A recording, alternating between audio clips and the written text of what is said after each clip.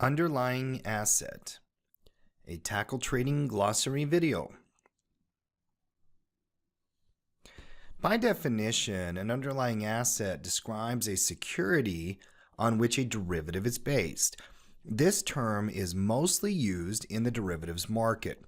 Option contracts, for example, are derivative instruments, meaning that their prices are derived from the price of the underlying security. Stocks, ETFs, indices, and currencies are the most common underlying securities in the financial markets.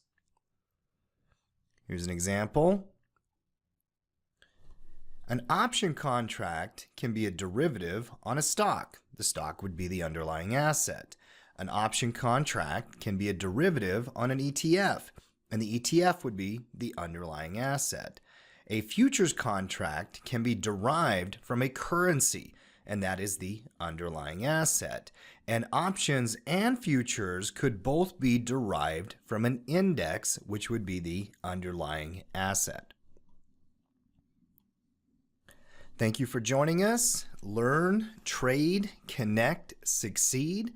Visit bit.ly/joinTacklePro and get a free trial of the Tackle Trading Pro community. Join the best, #TeamTackle at tackletrading.com.